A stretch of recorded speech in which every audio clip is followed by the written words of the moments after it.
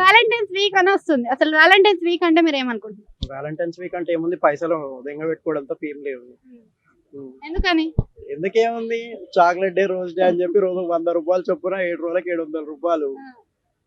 నెల మంచిగా 7 రోజుల పెట్రోల్ పైసలు వస్తాయి మంచిగా. అవే దానికి పెడితే అది లైఫ్ లాంగ్ ఉంటుందని కూడా గ్యారంటీ లేదు. అది మనకి ఇస్తుందా? ఇయ్యదు. మనమే జేబుల నుంచి పైసలు పెట్టుకొని మనమే ఖరాబ్ అయిపోతాం అంతే. ఇంతలా చెప్తున్నావు కదా, నీ లైఫ్ లో ఏదైనా లవ్ స్టోరీ ఉందా? అయింది కాబట్టి, బుద్ధి వచ్చింది కాబట్టి చెప్తున్నా. ఎందుకు విడిపోయారు మరి? చెప్తున్నా కదా, మనీ వాడుకొని వదిలేయడం అంతే ఎవరిదైనా. అంటే మీ లైఫ్ లో మీ వచ్చిన అమ్మాయికి బాయ్ బెస్టీ ఉన్నారా? ఉన్నాడు, అందుకే పోయింది. బాయ్ బెస్టీ వల్లనే పోయింది. బాయ్ బెస్ట్ వల్లనే పోయింది. బాయ్ బెస్టీ అని ఎందుకు ఆయన వల్ల పోయింది అనుకుంటున్నా? ఇక బాయ్ బెస్ట్ ఏంటంటే ఇక ఎక్స్ట్రా బాయ్ ఫ్రెండ్ అంతే. Extra boy friend. సో అసలు అమ్మాయిల గురించి నువ్వేమనుకో? ఏముంది, లవ్ అనే పేరు పెట్టుకొని లస్ట్ అనేలాగా యూజ్ చేసుకొని వదిలేస్తున్నారు అంతే. అంటే ఓన్లీ అమ్మాయిల నుంచి చేస్తున్నారా, అబ్బాయి నుంచి ఎవరు చేయట్లేదు? 90% అయితే గర్ల్సే ఉంది. 90% గర్ల్సే ఉంది, 10% బాయ్స్ మిస్టేక్ ఉంది. సో ఇప్పుడు నీ లైఫ్ లో ఒక అమ్మాయి వచ్చింది అనుకో, ఆ అమ్మాయికి ఏ క్వాలిటీస్ ఉండాలనుకుంటున్నా? పాత అమ్మాయికి ఉన్న క్వాలిటీస్ అయితే వద్దు అనుకుంటున్నా. నీ ఉద్దేశం ప్రకారం ఇప్పుడు వచ్చే అమ్మాయికి ఏ క్వాలిటీ? మంచిగా ఉండాలి, మోసం చేసేది కాకుండా మనం మంచిగా చూసుకునేది ఉండాలి. మంచిగా కాకపోతే చాలది. సో ఇప్పుడు నీ లైఫ్ లో ఒక అమ్మాయి వచ్చింది, ఆ అమ్మాయికి ఒక సర్ప్రైజ్ ఇద్దాం అనుకుంటున్నావు, ఒక ప్లేస్ కి తీసుకెళ్దాం అనుకుంటున్నావు, దేనికి అనుకుంటున్నావు? ప్యారిస్.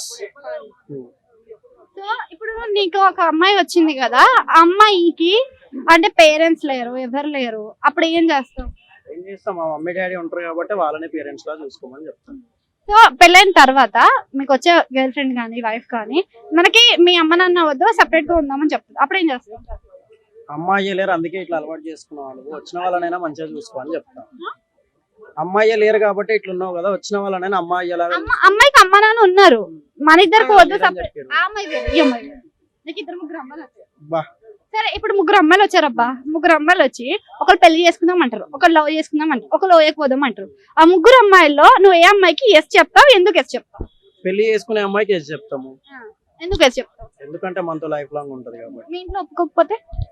ఒప్పుకోకపోతే అంటే లవ్ మ్యారేజ్ అయితే చేసుకోము కదా, అరేంజ్ మ్యారేజే కదా. ఎన్ని అంటే అప్పుడు రోజులు అమ్మాయిని చిన్నప్పటి వదిలేస్తావు? నుంచి వదిలేస్తా. ఫస్ట్ ఇంట్లో పేరెంట్స్ కన్ఫర్మేషన్ తీసుకునే కదా ఓకే చెప్పేది.